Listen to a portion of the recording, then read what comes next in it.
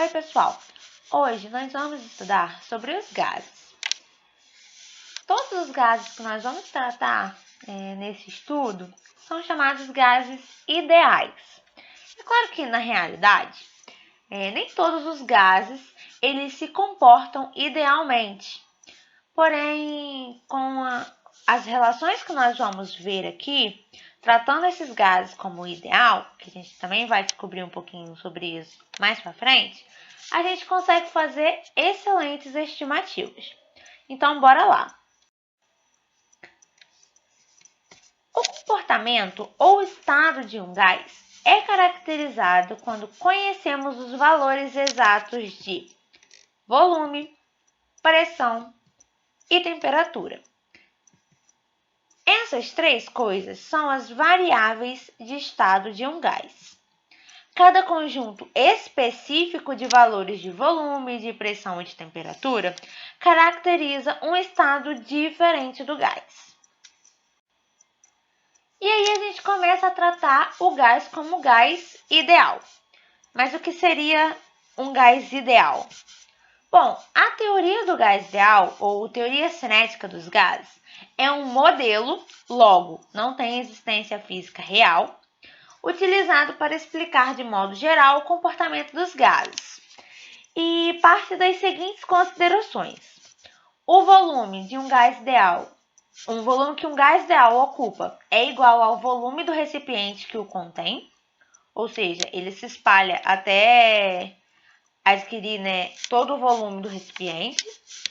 O volume das partículas dos gases é desprezível em relação ao volume do recipiente, ou seja, o volume das partículas é tão pequeno, que a gente despreza ele em relação ao volume do recipiente. A pressão que o gás exerce é resultado das colisões das partículas do gás contra as paredes do recipiente. Então, essas colisões, elas acontecem sem perda de energia. Então, existe uma conservação de energia. É claro, desde que o gás esteja em equilíbrio térmico com o meio externo. E a temperatura termodinâmica, que é a temperatura na escala Kelvin, é diretamente proporcional à energia cinética média das partículas que constituem o gás. Então, resumindo essas três coisas que caracterizam o gás ideal. O volume do gás. O volume que o gás ocupa, ele vai ser igual ao volume do recipiente. E o volume das partículas em si é tão pequeno, que a gente despreza em relação ao todo, que é o volume do recipiente. 2. A pressão que o gás exerce, ele ele é resultado das colisões das partículas contra as paredes do recipiente, e essas colisões acontecem sem perda de energia. E 3, a temperatura termodinâmica é diretamente proporcional à energia cinética média das partículas que constituem esse gás, ou seja, quanto maior a temperatura, maior a energia cinética. E aí, para a gente poder estabelecer algumas relações, a gente precisa entender o que é sistema, fronteira e vizinhança. Um recipiente que contém um gás, cujo o comportamento a gente está investigando, a gente está estudando, é considerado um sistema. Os limites que definem o espaço de um sistema, que separa esse sistema do restante do universo, é chamado então de fronteiras do sistema. E o meio ambiente imediatamente próximo às fronteiras do sistema é denominado vizinhança. Por exemplo, vamos imaginar esse recipiente com os gases aí dentro. O sistema são os nossos gases que estão aí dentro. É o que a gente quer estudar. A fronteira seria a parede do recipiente, que está separando o gás, que é o nosso sistema, do meio externo, que é a nossa vizinhança. O sistema ele pode ser classificado em isolado. Nesse caso, todo o sistema não permite a troca de massa ou de energia com o meio ambiente. olha, a setinha vermelha está ilustrando a energia e a pretinha está ilustrando a matéria. Se vocês repararem, elas ficam, digamos, né, presas aí dentro do nosso recipiente, ou seja, não há troca do que está dentro com o que está fora, e nem do que está fora com o que está dentro, nem de energia, nem de matéria. Esse é o nosso sistema isolado. Mas o sistema também pode ser classificado como fechado.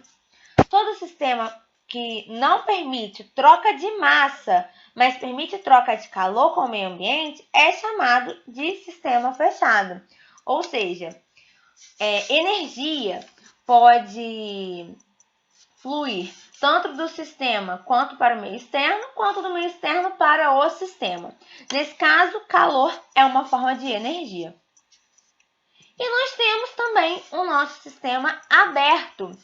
Todo sistema que é considerado aberto permite tanto troca de massa quanto de calor com o meio externo, que é a nossa vizinhança. Então, olha, a setinha está aí indo e voltando tanto para a energia quanto para a matéria. Nas transformações de estado que acontecem em sistemas fechados, o número de partículas contido no sistema é sempre constante, não importando a variação que aconteça com pressão, volume ou a temperatura. Nesse caso, a gente já escolheu que a gente vai trabalhar com o sistema fechado, ou seja, aquele que permite troca de energia, mas não permite troca de matéria. Para estudar como as variáveis de estado se relacionam entre si em sistemas fechados, que é o que a gente usa para estudar os nossos sistemas aqui, gasosos, os cientistas mantiveram uma das variáveis de estado constante e observaram a variação das outras duas, ou seja, de 3, a gente mantém uma constante e vê como as outras duas se relacionam entre si. Então, vamos lá conhecer essas relações. A primeira delas, que a gente vai estudar, a transformação isotérmica. Iso significa igual, né? Então, uma temperatura igual durante a transformação, ou seja, temperatura constante. Se as variáveis eram temperatura, pressão e volume, e a gente acabou de ver que manteria uma constante para estudar a relação das outras duas, se a temperatura é constante, a gente vai estudar a relação entre pressão e volume. E aí, existe a lei de Boyle, que diz que em um sistema fechado, em que a temperatura é mantida constante, verifica-se que determinada massa de gás ocupa um volume inversamente proporcional à sua pressão. Então, inversamente proporcional significa que se a gente aumentar a pressão, diminui o volume. E se a gente diminuir a pressão, o volume aumenta, porque são grandezas inversamente proporcionais.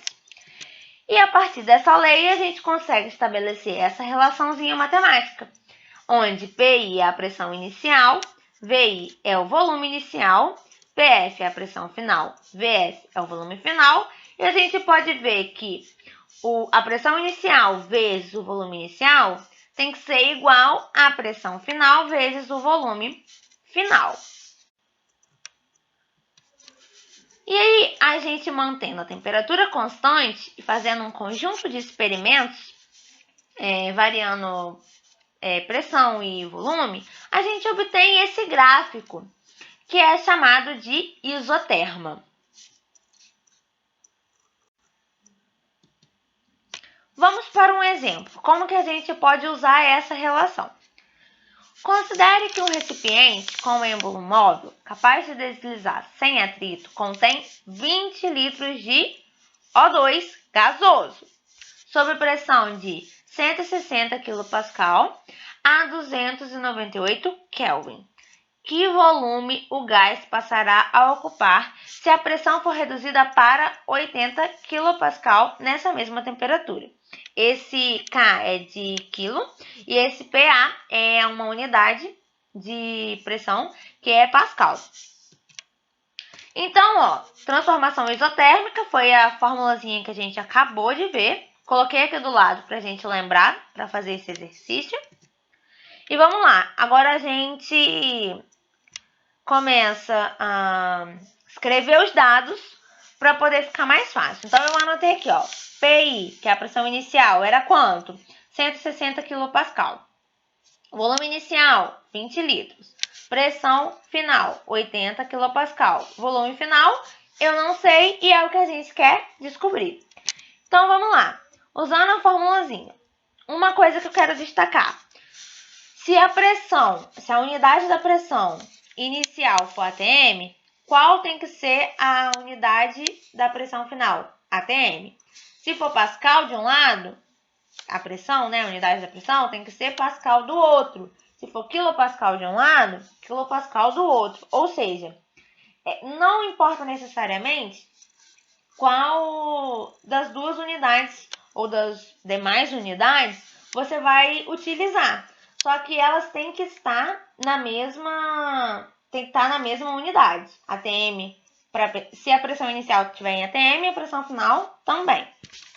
Então, nunca esqueça de converter. Então, ó, tudo bem, aqui a pressão inicial está em quilopascal, a final também está em quilopascal. A gente já pode colocar esses números que a gente teve na questão. Então, ó, pressão inicial 160 vezes o volume inicial, 20, é igual a 80 quilopascal, né, que é a pressão final, vezes o volume final.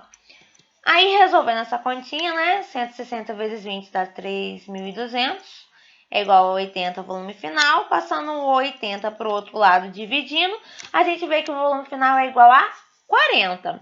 40 o quê? 40 litros, porque essa era a unidade que a gente usou para volume inicial. Se o volume inicial tivesse em ml, por exemplo, a gente obteria o resultado do volume final em ml. E assim por diante. Um outro tipo de transformação é a chamada transformação isobárica. Nessa transformação, a pressão é constante. Então, vamos lá. Se a gente tem pressão, volume e temperatura, se a pressão é constante, a gente vai estudar a relação entre quem? Entre as outras duas que sobraram, que é o volume, quer ver? E T, que é a temperatura. Para essa transformação, a gente pode utilizar, né, foi se estudado e estabelecido a primeira lei de Charles e Gay-Lussac, que diz que em um sistema sob pressão constante, um sistema fechado sob pressão constante, verifica-se que o volume ocupado por determinada massa de gás é diretamente proporcional à sua temperatura termodinâmica. Ou seja, se é diretamente proporcional, se a gente aumentar a temperatura, aumenta a pressão. A pressão não, perdão. O volume. O volume é diretamente proporcional à sua temperatura termodinâmica. Então, na pressão constante, voltando, o volume é diretamente proporcional à sua temperatura. Então, se eu aumento o volume, aumenta a temperatura. Se diminui o volume, diminui a temperatura. Então, com isso, a gente pode escrever matematicamente essa lei, que diz que o VI, o Izinho indica inicial, condição inicial, e o F, final. Então, a relação que a gente obtém é que volume inicial sobre temperatura inicial é igual a volume final sobre temperatura final. E aí, fazendo um experimento e traçando um gráfico, volume por temperatura, a gente obtém uma reta, né? Uma curva chamada isobara, que indica o que pra gente? Pressão constante. Vamos para o nosso exemplo.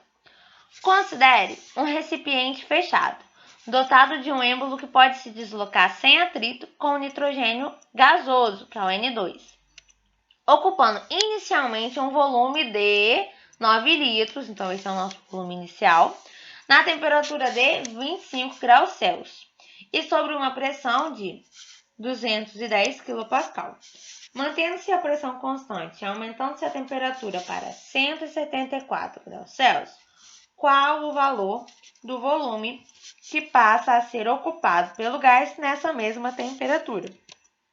Então, da mesma forma, vou deixar aqui pra gente a nossa formulazinha que a gente acabou de ver. Essa formulazinha para a transformação isobárica, ou seja, pressão constante. Antes de tudo, a gente precisa passar a temperatura para a escala absoluta, que é a escala Kelvin, que eu falei lá no início, que a temperatura termodinâmica seria na escala Kelvin.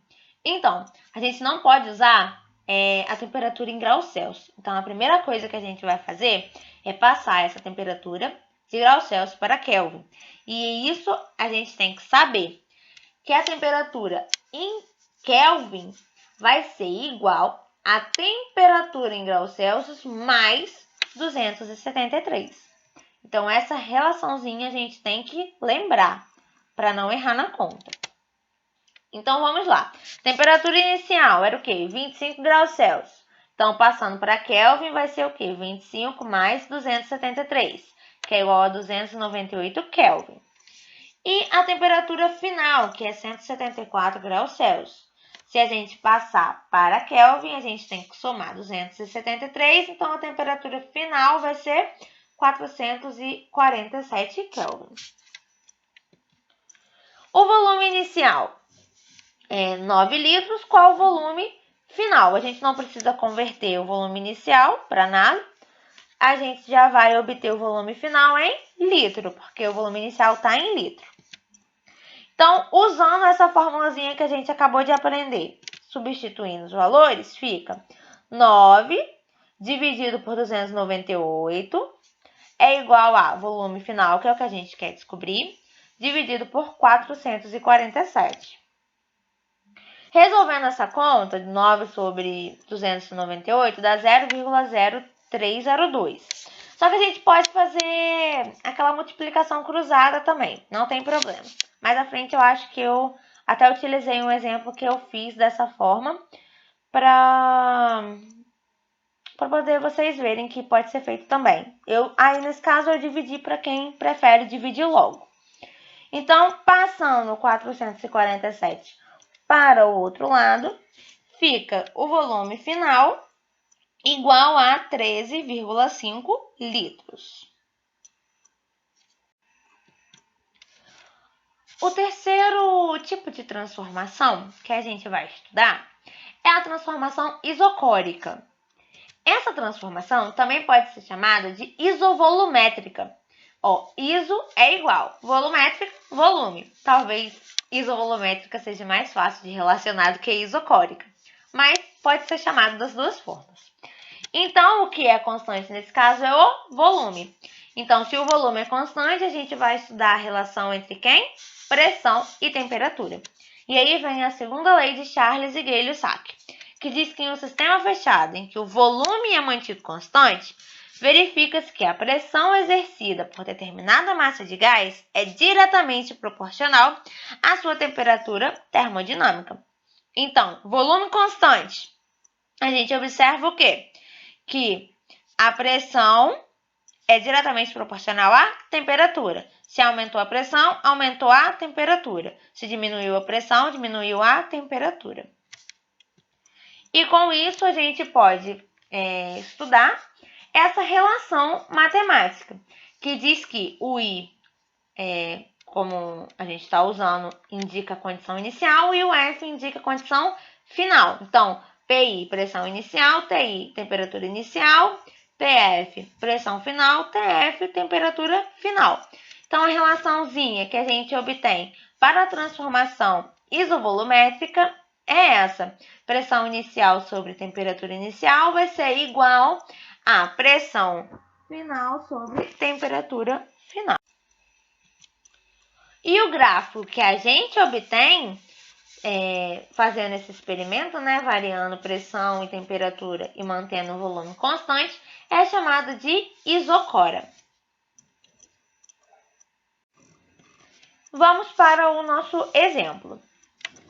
A pressão total do ar no interior de um pneu era de 2,30 atm, quando a temperatura do pneu era de 27 graus Celsius. Depois de ter rodado um certo tempo com esse pneu, mediu-se novamente sua pressão e verificou-se, tem dois tracinhos aí, desconsiderem, que esta era agora de 2,53 atm. Supondo a variação de volume do pneu desprezível, a nova temperatura será... Então, vamos lá.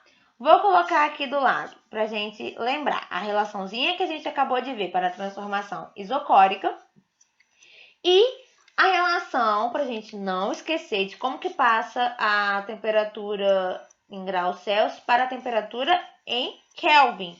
Porque a temperatura na questão está em graus Celsius e a gente precisa da temperatura termodinâmica, que é em Kelvin. Então, vamos lá. Primeiro, vamos passar a temperatura para Kelvin. A temperatura inicial vai ser 27 mais 273, que é a formulazinha, que está em azul do lado, vai ser igual a 300 Kelvin. A pressão inicial é igual a 2,30 atm e a final 2,53 atm. As duas estão em atm, então a gente não precisa converter. Se elas estivessem uma em atm, por exemplo, e a outra em Pascal, a gente teria que converter uma das duas, para as duas ficarem na mesma unidade. E aí que é a temperatura final. Usando essa relaçãozinha, a gente substitui os valores, então fica 2,30 sobre 300 é igual a 2,53 sobre temperatura final. E aí, resolvendo essa divisão e passando os números certos de um lado para o outro, a gente obtém que a temperatura final é igual a 330 o quê? Kelvin. E aí, se a gente quisesse obter a temperatura em graus Celsius, como que a gente faria? Aí a gente achava em Kelvin primeiro, que foi como a gente fez, e depois a gente usava de novo a relaçãozinha lá em azul, que transforma uma coisa na outra. Então, olha só, a temperatura em Kelvin vai ser igual à temperatura em graus Celsius mais 273. Então, passando 273 para o outro lado, para isolar a temperatura em graus Celsius, a gente tem que a temperatura em graus Celsius é igual à temperatura na escala Kelvin menos 273. Então, a temperatura em graus Celsius seria o quê? 330, que foi o que a gente acabou de achar, menos 273, que é igual a 57 graus Celsius. As duas respostas estão certas, tá? Porque é a mesma temperatura em escala diferente. Só que aí depende da questão. Se a questão pede em Kelvin, a gente mantém a resposta 330 Kelvin. Se a questão pedir em graus Celsius, 57 graus Celsius. E aí, vamos fazer alguns exercícios para a gente fixar bastante essas formulazinhas de hoje. Exercício número 1.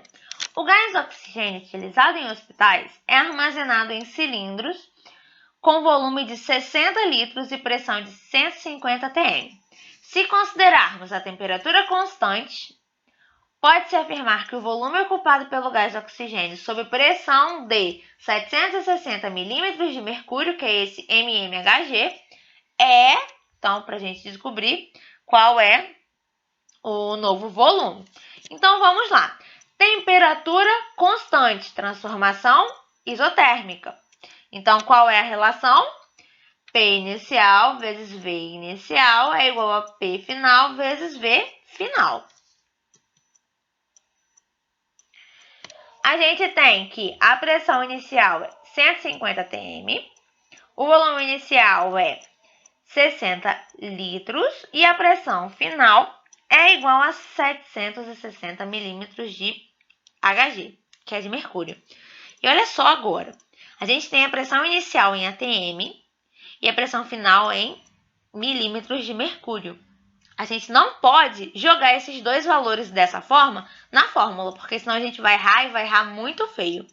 A gente ou tem que transformar atm para milímetro de mercúrio, ou esse valor de milímetro de mercúrio para atm. E como que a gente faz? A gente tem que saber qual a relação. Essa relação a gente também tem que saber que um ATM é igual a 760 milímetros de mercúrio. Muito, muito importante.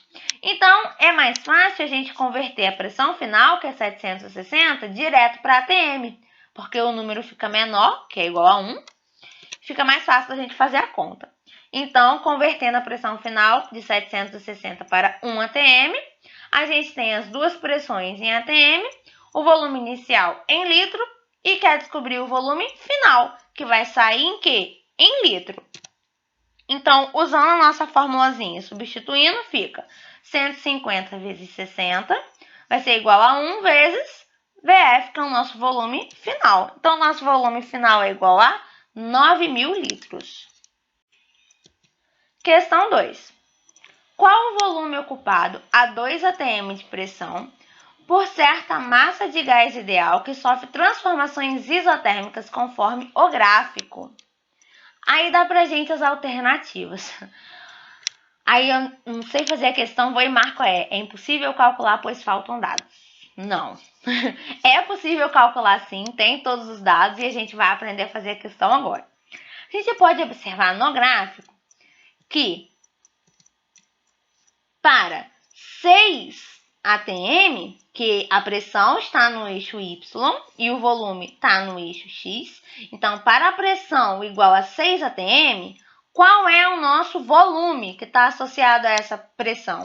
42 centímetros cúbicos. Então, a gente pode chamar essa condição aí de, por exemplo, condição inicial. Então, a gente já tem a pressão inicial, que é 6 ATM. A gente já tem o nosso volume inicial, que é 42 centímetros cúbicos. A pressão final vai ser a que dá na questão, que é igual a 2 atm. E qual é o volume final? Só vai sobrar para a gente uma incógnita. Só jogar na formulazinha que está em amarelo e resolver. Então, olha, pressão inicial é igual a 6 vezes volume inicial, 42, é igual a pressão final, tá em ATM também, então a gente não precisa converter. Então, vai ser igual a 2 vezes volume final, que é o que a gente quer saber. Então, 6 vezes 42 dá 252, é igual a 2 VF. Passando 2 para o outro lado, a gente tem que o volume final é igual a 126 centímetros cúbicos, que é a alternativa letra D. Então, a partir de hoje, a gente não vai marcar nunca mais a letra E, tá? Exercício número 3. Num recipiente com 12,5 ml de capacidade, está com... Nossa, de capacidade, tá, gente? Aí deu um espaço. De capacidade está contida certa amostra gasosa cuja massa exercia uma pressão de 685 milímetros de mercúrio, a temperatura de 22 graus Celsius. Quando esse recipiente foi transportado com as mãos, sua temperatura elevou-se para 37 graus Celsius e a pressão em ATM exercida pela massa gasosa passou a ser aproximadamente, e dá pra gente as alternativas. Então, vamos lá. Volume constante. Por que o volume é constante? Porque o volume do recipiente não vai mudar, né? Então, a transformação, nesse caso, é isocórica ou isovolumétrica. E essa aqui é a nossa relação, que eu coloquei do lado para a gente lembrar em verde. Então, a pressão inicial é o quê? 685 milímetros de mercúrio. Temperatura inicial, 22 graus Celsius. Temperatura final, 37 graus Celsius. E que é a pressão final. Primeira coisa que a gente tem que fazer aí de cara é passar a temperatura de graus Celsius para Kelvin. Então, a formulazinha é essa em azul, temperatura em Kelvin é igual a temperatura em graus Celsius mais 273. Então, a temperatura inicial vai ser 22 mais 273 é igual a 295 Kelvin. E a temperatura final vai ser igual ao quê? 37 mais 273 é igual a 310 Kelvin.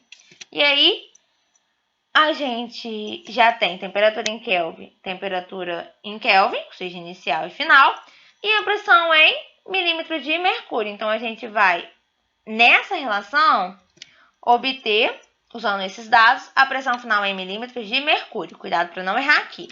Então, vamos resolver primeiro.